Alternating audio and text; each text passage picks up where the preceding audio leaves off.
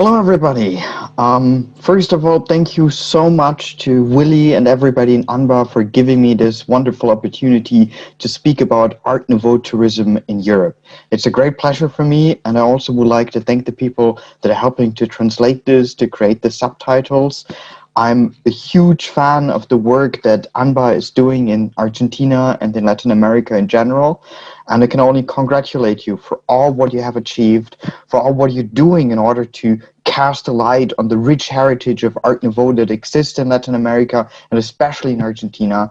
So I'm really, really grateful for this wonderful initiative. And it is thanks to your work that I was able to discover Art Nouveau heritage in Buenos Aires, in all over Argentina, and I'm really, really grateful, and I hope I can give a little bit back today. As I said, I'm going to speak about Art Nouveau tourism in Europe, but I thought I'd just start with introducing myself a little bit. I'm actually not working professionally on Art Nouveau. It's a hobby.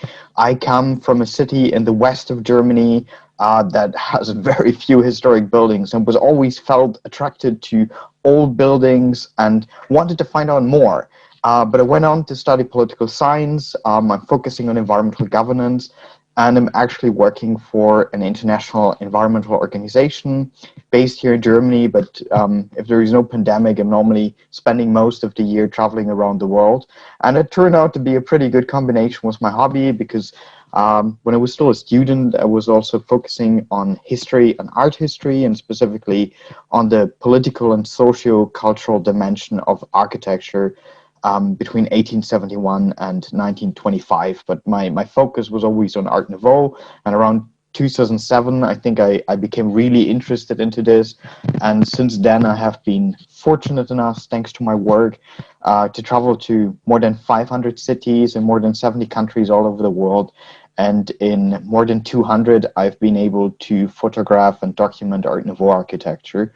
And it's something that I squeeze in between every meeting or conference or UN meeting or whatever I have around the world. I always try to squeeze in a few extra days to go and discover the local Art Nouveau heritage. And it's my favorite pastime, and I just absolutely love it. And over the years, I've built quite a big collection. I have more than 50,000 images in a database on my computer of pretty much all the Art Nouveau buildings that I could find. And initially I did this just because I really wanted to see what kind of Art Nouveau buildings are out there and how you can discover them. But then over the years I got more and more opportunities and was able to take a lot of pictures by myself. And I now have like almost 400,000 photos of Art Nouveau on my computer. And at some point I started to create maps. Like, I really wanted to use my limited time in the city as effectively as possible. So I started creating like these maps on which I marked all the Art Nouveau buildings, the name of the architect, where I put pictures.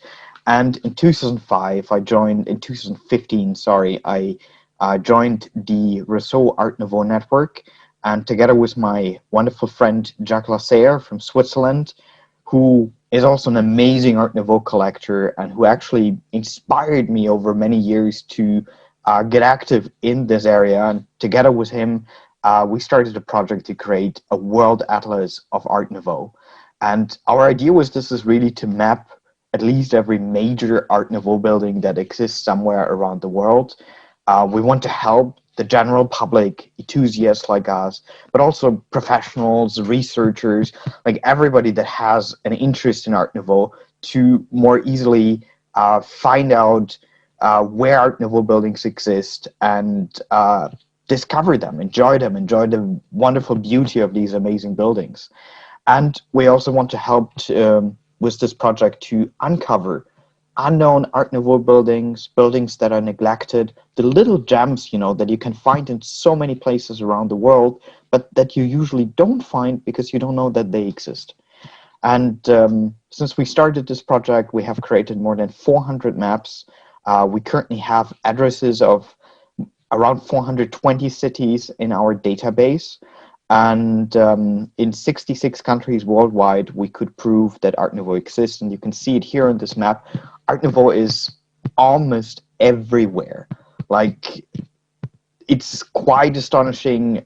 You have it in places where you would never assume it. You have it in places like Indonesia, Congo, Namibia, Algeria, Turkey, uh, Finland, Norway, Paraguay, Ecuador, Mexico, Cuba. It is quite fascinating how widely distributed such a relatively short-lived architectural style could be within a span of just around 20-25 years. And that's also what we're trying to show, the amazing diversity of Art Nouveau. These are just some examples of the maps that we created. This is just like an overview map for Latin America. And you can see all the cities in which we found addresses for Art Nouveau buildings. Most of these places I've been to and have been fortunate enough to document them. Here is our overview map of Africa, and you can click on all of these dots and you will get a map of the city, and it will show you exactly where you can find the building. This is for Asia. This is our map for Europe. We're going to talk about this more, but you can already see that Art Nouveau is really everywhere in Europe. We also have thematic maps. Again, this is just like a little overview. We have maps specifically for Art Nouveau cultural buildings, for schools, for department stores, hospitals, hotels, all the different categories of buildings that are designed in the Art Nouveau style. And basically, you can just click on any of these icons, you will see a link, and then you will be able to zoom in and get a map of all these buildings. And in the process, as I mentioned, we also discovered a lot of really unknown gems of Art Nouveau in places that you would never suggest. This is a picture I took in August 2017 in Pretoria, the capital of South Africa. And here you can see a wonderful example of Dutch Art Nouveau in the center of South Africa. Quite amazing. Another truly incredible example that I just want to share with you. This is from Egypt. I took this in December 2018 in Cairo. And unfortunately, very neglected, abandoned, but truly beautiful Art Nouveau building. And here is another one. Who would have thought this? Cairo, a city that actually has at least a dozen Art Nouveau buildings. Asuncion, in your neighborhood. I've been there in February 2019, and you can see these wonderful buildings here in the center of Asuncion that are pretty unknown even in Latin America. So there is a lot that you can find, and that brings me to the topic that you gave me this wonderful opportunity to talk about, Art Nouveau in Europe. As I mentioned before, it is everywhere in Europe. Like, there's some headline buildings that everybody knows, like the Casa Batlló or the Palau de la Música in Barcelona. But actually, there is a more regular version of Art Nouveau in almost every European city that you can think of. There are very few cities that don't have Art Nouveau. It's probably thousands of Art Nouveau cities that you can find, and it even extends all the way into Russia, into Siberia, along the Trans-Siberian Railway, all these towns that were created around 1900. All of these cities have Art Nouveau, and actually quite fascinating ones. All right, let's dive a little bit deeper into it. To give you a little introduction about Art Nouveau in Europe, it is incredibly diverse, and there are at least 7 different schools or streams of Art Nouveau. And we're going to look into each of the streams a little bit more closely, just to give you an orientation of the diversity of Art Nouveau that you can find in Europe. Obviously, you have Art Nouveau in the French type in Belgium, France, Luxembourg. We have Modernisme in Catalonia in Spain, Stile Liberty in Italy, Jugendstil in Germany, but also in the Baltic countries, Secession in all the countries that previously belonged to the Austro-Hungarian Empire. The Nordic Art Nouveau, this is normally a school that is not fully recognized, but I feel it's almost an independent variation of Art Nouveau, so I listed it separately here, which you can find especially in Finland, Sweden, Norway. I'm going to show you some photos in a few moments. Arts and craft, there is a lot of debate of whether arts and craft is actually already like an independent architectural style or part of Art Nouveau. I don't want to get into that discussion, but but I would definitively categorize some parts of arts and craft as a close relative of the Art Nouveau movement. Then obviously we have countless of regional and national variations. So this is Art Nouveau of the French Belgian kind of school. I'm sure all of you are familiar with these amazing metro entrances in Paris that almost became synonymous with the Art Nouveau style. But there is much more than you can that you can discover. In Belgium, you have a very cool, very typical Art Nouveau style. You can see this variation is much more roundish. You have a lot of cast iron elements. So this is the variation that you can find in Belgium, France, but also in Luxembourg or in parts of Switzerland. Modernisme is also something that I'm sure you're familiar with. Two basic schools we have here. We have the style that comes from Catalonia, that is especially famous in Barcelona, that is often being associated with Gaudi, but Gaudi actually had like his own style that is, from my point of view, actually a bit separate from Art Nouveau, but it is related to it in many ways. But you can see here we also have like a lot of round elements. It's very floral, very flowing. Then we have the Stile Liberty, which is, from my point of view, peak floral Art Nouveau. You have like a lot of like structural elements and Stile element and in Stile Liberty. You have all these like natural forms and shapes that are synonymous for it. You have figures, you have structures, and I think a lot of this in similar styles you can also find in Latin America because of the strong Italian immigration to South America around the period of Art Nouveau. Then we have Jugendstil, most popular in Germany, Switzerland, Austria, but also in the Baltic countries. And here we can already distinguish two different types of Art Nouveau. You have the floral style of Art Nouveau with very roundish forms, very much inspired by natural forms. But then you also have the geometrical Art Nouveau, which you can see here in the corner, that already shows you that in Germany, Switzerland, we have both this floral but also the geometrical Art Nouveau style. And when it comes to geometrical forms, it links us directly to the secession styles that have been especially popular in many countries of the Austro-Hungarian Empire. You can see it over here. It's a much more geometrical style that plays with rectangular elements. But then you can see this wonderful roof here. You also have, again, a very, very unique Hungarian version of secession that you can find not just in what today is Hungary, but also in other parts of Romania, in Slovakia, in Slovenia, in Croatia. So again, an enormously diverse style of architecture that we're dealing with.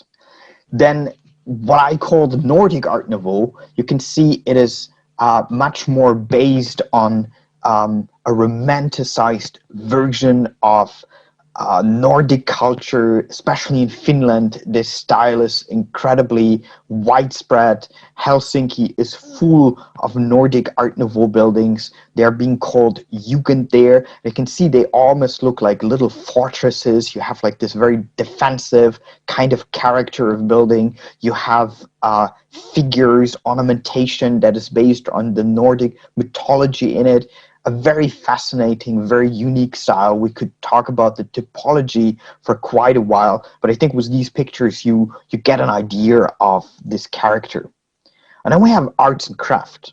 And as I mentioned, arts and craft in itself is a style that is so diverse, that has different subtypes.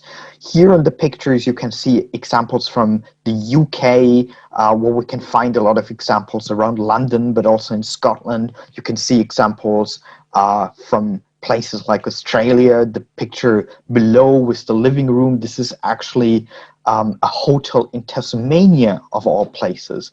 Then the wonderful pillar that you can see over there, this is Louis Sullivan in the US. So arts and craft is a phenomena that was mostly widespread through what we could most closely refer to as the Commonwealth, the former British Empire. But whether it is really something that can be defined as part of the Art Nouveau movement or not, I think this is something that we can leave to scholarly debate. Regional versions of Art Nouveau. Again, this enormous diversity of the style. We have Art Nouveau in Russia, and you can see already the forms. There are a lot of elements that they have in common with their relatives in other countries in Europe. But again, it is a unique style in Russia that takes a lot of elements of Russian folklore on board. And while many of the other styles are based on geometric forms, in Russia we have mostly like these floral forms. But then again, you can also find geometrical Art Nouveau in Russia. Art Nouveau is a phenomenon that you find in Portugal. It is closely related to what I would characterize as the Iberian Art Nouveau, the Modernisme. But if you look closely, the ironwork, the ornamentation, it is something that makes it typically Portuguese, that makes a difference from sisters in other countries of Europe. All right, so much for the introduction. Let's dive a little bit deeper into what Art Nouveau tourism in Europe is characterized by. And I'm just going to show you a couple of pictures. I think this is something that everybody knows. The Casa Batlló in Barcelona. Brussels, another wonderful example of Art Nouveau. The metro entrances in Paris that are pretty much synonymous for Art Nouveau. And this is also what the regular tourist in Europe thinks about Art Nouveau. The regular tourist is not an art expert. It is somebody that wants to explore a city, that maybe opens up a guidebook, that does some research. But I would characterize these tourists not as people that like super deeply dive into it. Like most average people that you find on the street don't have the time to like go super deep into it. So because of that, because of these unique, very iconic buildings like the Casa Batlló, like the buildings by Gumar, by Horta, and so on, I would say in Europe, the main focus of Art Nouveau tourism is on a small number of cities. And the top cities you can see here: Barcelona, Brussels, Riga, Vienna, Budapest, Prague, and Paris. And then we have a couple of other cities that I would also characterize as part of the top 10. But they're smaller, they're a little less centrally located, but still quite outstanding when it comes to Art Nouveau. And you can see them here: Turin, Nancy, and Darmstadt in Germany. But what we can see is when people are planning a trip in Europe, be it Europeans or people that come from overseas, most of them do not come only because of Art Nouveau, but they integrate Art Nouveau in their trips. For instance, if you visit Paris, Paris is a city that has so much to offer in terms of museums, in terms of like all the attractions that you can find there, that Art Nouveau is just one element out of many. Brussels is a little bit more special because the city in its marketing campaigns and other activities does put a focus on Art Nouveau. So there are a lot of people that take advantage of guided tours, of Art Nouveau festivals and these kind of activities. But the city in Europe that people really go to basically just for the Art Nouveau is Barcelona. Barcelona really has everything that an Art Nouveau destination can possibly offer, and we will later go a little bit deeper into what makes Barcelona so unique, what could other places potentially learn from it, but what are also some characteristics of Barcelona that can hardly be copied. But basically the Art Nouveau top destinations in Europe are cities that do not offer only Art Nouveau, but have Art Nouveau as part of their cultural mix. That can be said about Vienna, that can be said about Budapest, about Prague.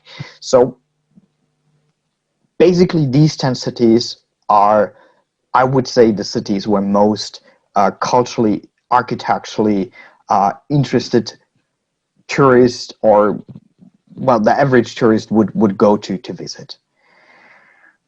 But there are also other centers of Art Nouveau that have an equally important standing from an architectural point of view. And I just listed a few here. This is a non-exhaustive list. There are many, many more cities that you could visit. Ålesund in Norway is certainly a good example. Ljubljana in Slovenia, Aveiro, Portugal, Oradea in Romania, Subotica in Serbia, Szeged, Milano, Bad Nauheim, Helsinki, Glasgow, Moscow, St. Petersburg, and Antwerp. Just to give you a few names, all these cities here on the list have at least a few hundred Art Nouveau buildings that are worth to visit. But they're a little bit apart from like the main routes. And if people, especially from overseas, come to Europe, they usually bring with them, let's say, 2 weeks, maybe 3 weeks max. So people automatically have to make a choice. And I would say these are like the second tier Art Nouveau destinations in Europe.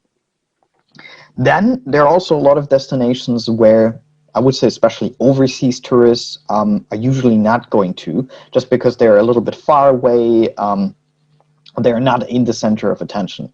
But still, if you just look at the pictures, you can find absolutely incredible Art Nouveau in all of these cities. One example that I just want to highlight is Lviv in Ukraine, one of my favorite cities in Eastern Europe. I've been there 2 years ago. I spent 4 days there, and I think I took more than 3,000 pictures of Art Nouveau buildings. The city is full of it. Like in terms of quantity, you can find the same number of buildings like in places like Riga or even Barcelona. It's quite amazing how much of the built environment in this city is Art Nouveau. A similar argument could be made for the city of La Coruña in Spain, in Galicia. You can also see some pictures here. There is amazing Art Nouveau that you can find in the city. The city is also really marketing it. There is a whole route of Art Nouveau in La Coruña that you can follow, and it's a wonderful day trip if you should be in that area. But then if you look on the map, La Coruña is quite far away. It's in the northwestern corner of Spain. It takes quite some time from Madrid to get there. I think train connection is going to improve soon. But at the moment, it still takes, I think, like 6 or 7 hours from Madrid to get to La Coruña. And here you see another point. Accessibility of a city is a key factor when it comes to tourists. If you have an Art Nouveau city that is maybe not at the same level like Barcelona, but it can easily be reached from one of these centers. For example, the city of Reus in Catalonia. It's an easy 1 hour train ride from the center of Barcelona to Reus. And in Reus, you can find the Casa Navas by Dominique Montané, and it's easily accessible. So a lot of people stay in Barcelona, travel to cities in the surrounding area, like Terrassa, Reus, and many other cities, even Valencia. So accessibility is a big point, and I think when we think about the vastness of South America, the distances between cities. Think about Buenos Aires to Rosario. Think about Buenos Aires to Bahia Blanca, to other places. You know, accessibility is really a point, and I would make the point that few people would fly to Rosario, for instance, for a day trip. You do this as part of a longer itinerary. La Plata is another example. La Plata is a city that is perfectly accessible from Buenos Aires. So I think marketing could really be focused on establishing La Plata as a day, as a destination for day trippers. So just some example for this. So just keep in mind, Art Nouveau in Europe is not just Barcelona, Brussels, and Riga. There are many, many more places that are under the radar and that are absolutely worth to see. Well, what makes these Art Nouveau destinations so successful? There are certainly a couple of characteristics that we want to go deeper into now. The first argument I would make is buildings that stand out, buildings that inspire people, buildings that really enrich our imagination, buildings that are outstandingly beautiful and that people want to see, people that have like this magical atmosphere around them, that have something mystical, like the building that you can see here in Alberta Ela in Riga. So I would describe these buildings as headline buildings, buildings that you can see all over the place when you Google for Brussels, Riga, or Budapest. And here you can see one of the reasons why Barcelona is such a center of Art Nouveau tourism in Europe. It has not just one, it has dozens of these buildings. Casa Batlló is one example. Casa Mia, Sagrada Familia, but also Brussels was Maison Horta, Maison Strauven, Riga with a whole street of Art Nouveau buildings in the most detailed, ornamental way that you can possibly imagine. We have Paris with also a couple of amazing buildings like the Immeuble La Virotte. But again, Paris is so full of attractions that these buildings are almost off the radar if you only have a couple of days in Paris. Turin also has one of these very, not just one, has multiple of these outstanding buildings. We have Budapest that is full of these iconic buildings. So these really unique, inspiring, outstanding Art Nouveau buildings are what attracts the masses. This is what newspapers, guidebooks, what the whole tourism industry reports about. The fact here is that in many, many cities, including in Latin America, including in places like La Plata, like Buenos Aires, Rosario, Rio de Janeiro, you could find buildings that are pretty much at the same level like what you could find in some European cities. The question here is how to market it. How can you make these visible to the majority of the people out there that could be interested to visit that? I think nowadays the options are really endless, so you just have to choose. Digital marketing is a way. You can use tools like Instagram. You can place articles in newspapers, travel magazines. I think it's really important to define what is the target group that you want to reach. What are the kind of articles, the kind of media that they are consuming. Facebook can be another tool to promote this. So I think finding these media is really important.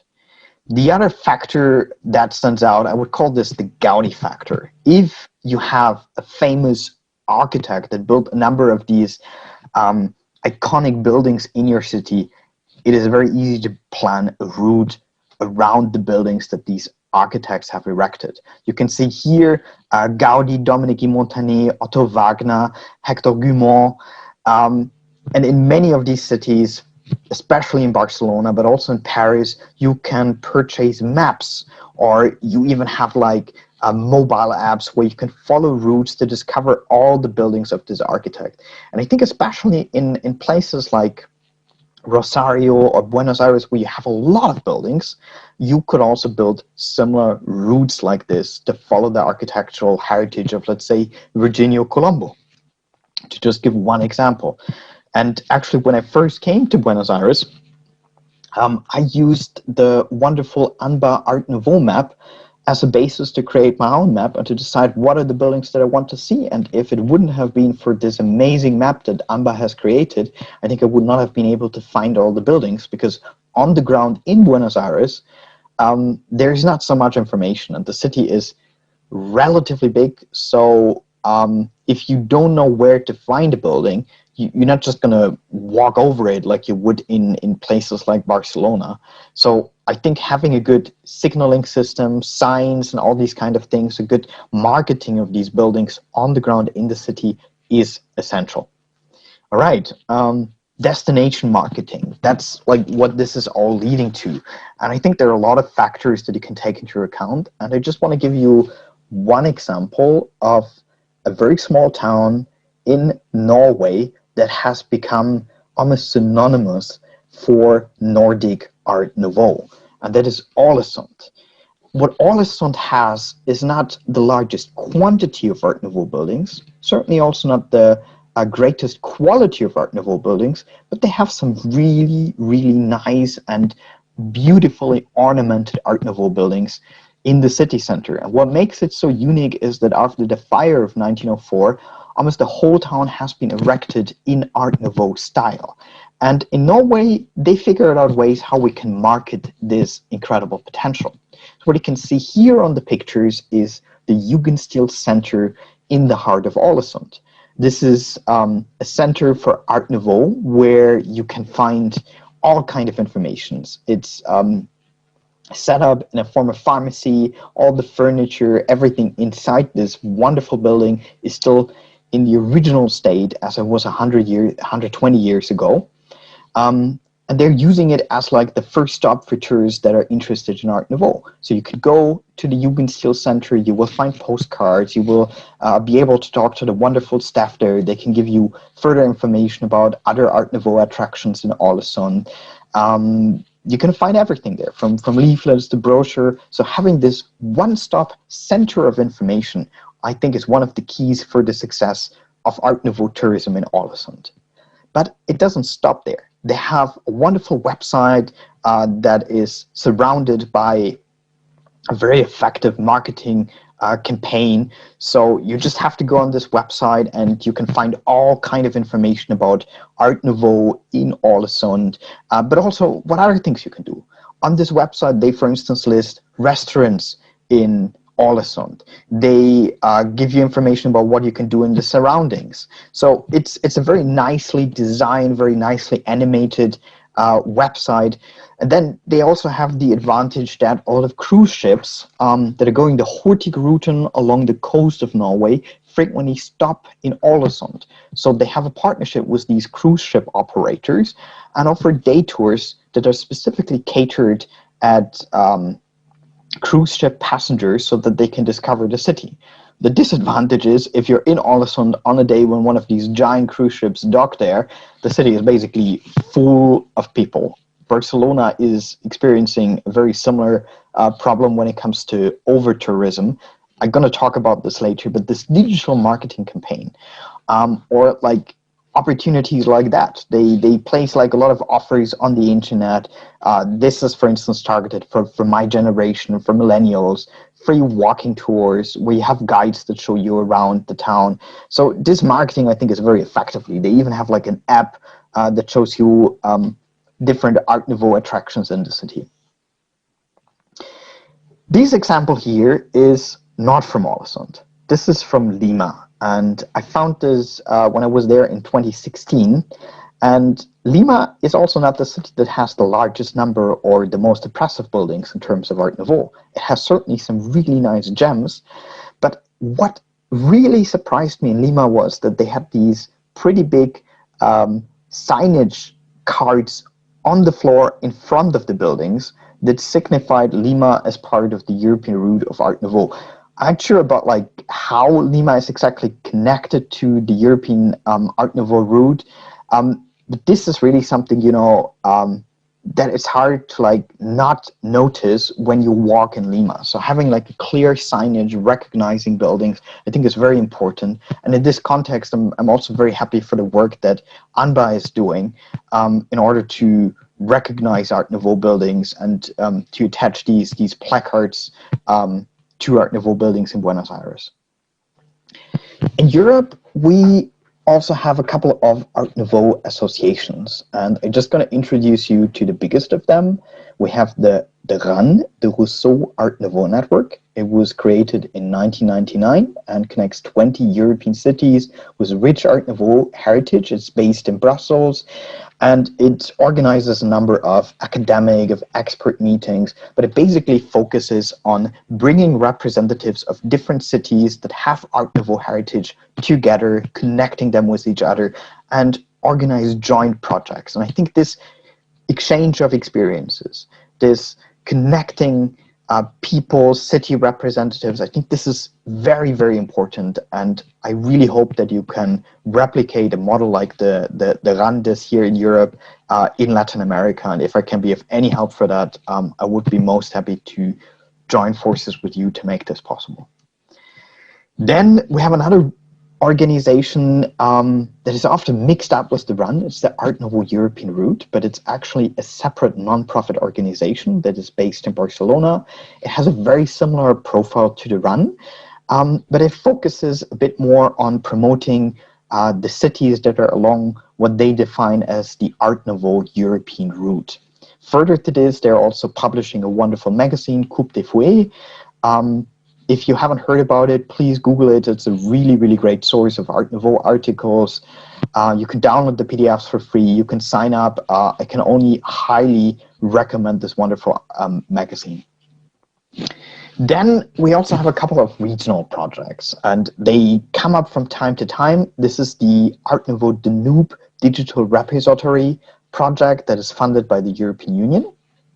And under this project, 10 organizations in 7 countries along the Danube River joined forces, and they're currently running a multiple-year project to promote Art Nouveau heritage in the countries of the Danube region.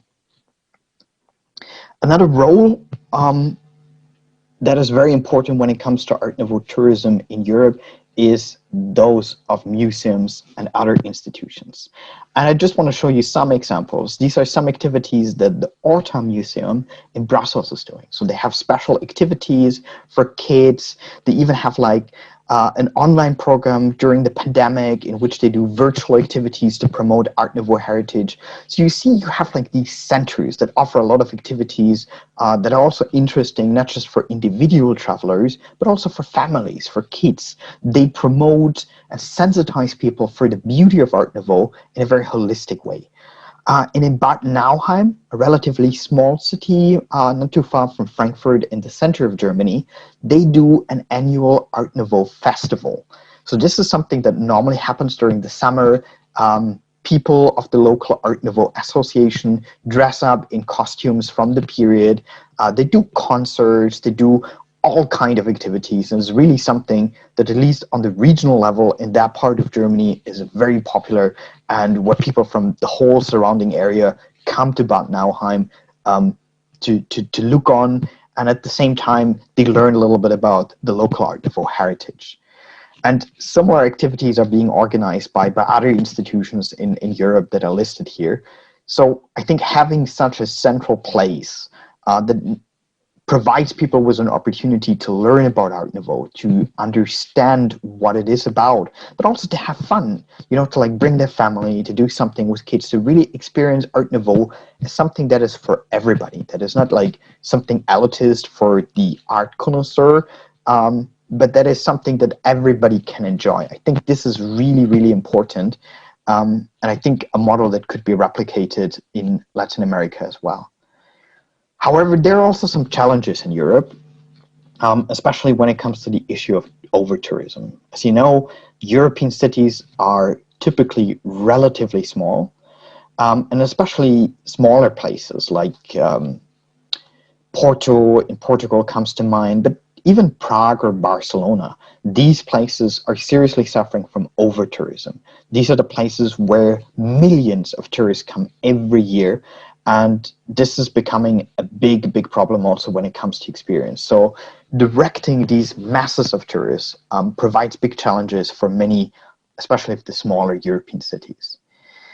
But while I've shown you a lot of examples of how Art Nouveau can be preserved and made available to the public, this is something that mostly applies to the more wealthy, predominantly Central and Western European countries.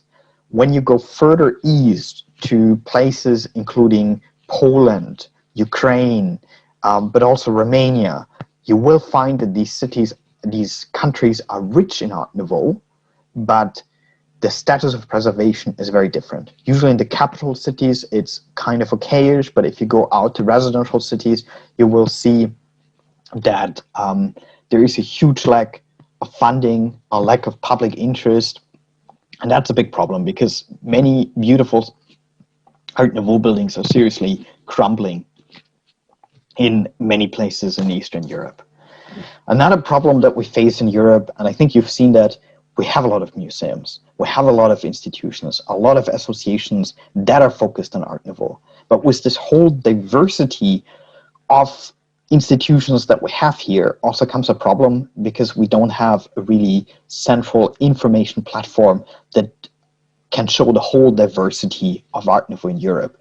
There are different platforms that claim to have the most comprehensive, the most wide collection or sources of information about Art Nouveau, but there is no platform that is like really covering Art Nouveau in its whole diversity and provides especially tourists an easy to access, easy to understand, easy to digest kind of source of information to plan their Art Nouveau trips around Europe. This is something that we hope to solve when we launch our World Atlas of Art Nouveau website.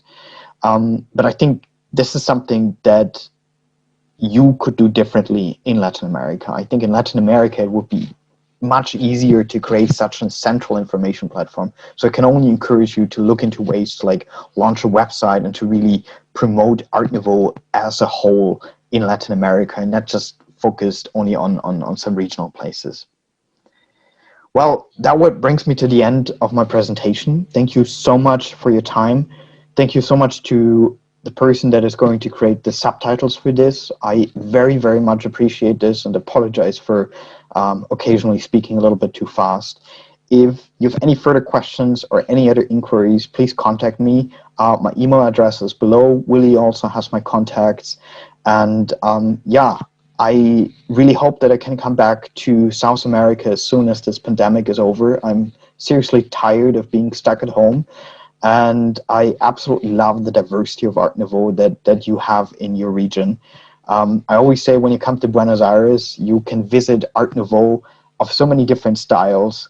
And in Europe, it would take you different countries to see this whole diversity. And in Buenos Aires, you have it in one city. But there are also the smaller centers of Art Nouveau in South America, thinking about places like Bahia Blanca, La Plata, Rio de Janeiro, Curitiba, Porto Alegre. There are lots of places that have so much to offer, and I really hope that your initiative will be successful in further promoting this and making this successful, accessible to all parts of society and allowing all parts of society to also appreciate the beauty of Art Nouveau. So thank you so much again, and I hope you will have much success with the remainder of your event and that many more of these events will follow. Thank you so much.